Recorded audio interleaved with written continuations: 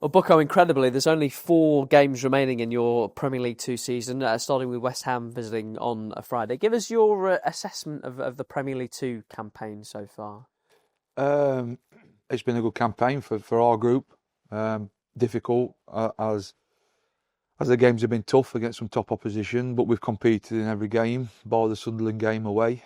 So yeah, we should be happy with a group of players that we're working with every day and what they're producing in performances. The competition has been a little bit up and down, but we're very happy with the group and how we've performed. It's the second season of this new format for Premier League 2. 26 teams, 20 regular season games, top 16 going to the playoffs. Is it a format that you think has worked for Derby, for your team? Well, it's given us the opportunity to try and compete for this top 16, which they've narrowed down to the end of the season to be a knockout stage competition, which has been good. So that's a positive with the new format. All clubs take 21s competition and teams differently. Some loan out players, a lot of players out to Football League clubs or to non-league clubs. We did quite a lot of the same in the first part of the season. So you never know what sort of team you're going to come up against. You could come up against a really, really strong 21s team or a team who's got a lot of their top talent players out on loan. So that's the difficulty with the 21s league. There's been a little bit more consistency to the National League Cup when we're coming up against senior players, which has been a good gauge on our players and what areas of development they need to keep improving and pushing and getting closer to the first team.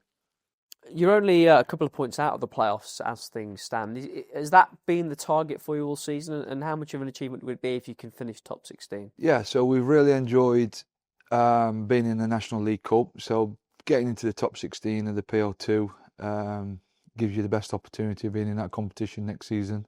And ideally that puts you into a group stage where you're within a distance of clubs who are close to you, like Tamworth, Solihull Moors, Halifax, where we obviously replaced Reading in that competition this year and played Woking, Maidenhead, Aldershot, a lot of teams who are down around London-based areas. So ideally, if we can get ourselves into the top 16, it'll give us the best opportunity of playing against these non-league clubs local to us, which will give us a good opportunity to build relationships with those for our boys for when they're needing loans next season.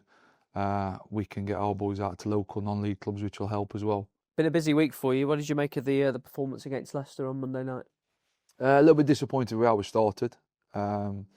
We started with a little bit of fear and a little bit of worried about the opposition. Once we settled into the game, we got a good foothold in possession and finished the first half really strong.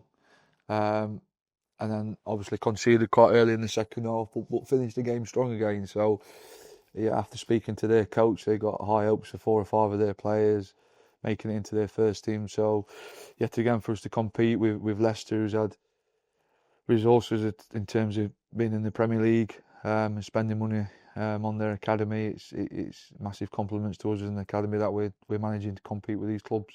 And it is West Ham on Friday night, your opponents, third in Premier League 2. Impressive season from them. Yeah, they were very good last season.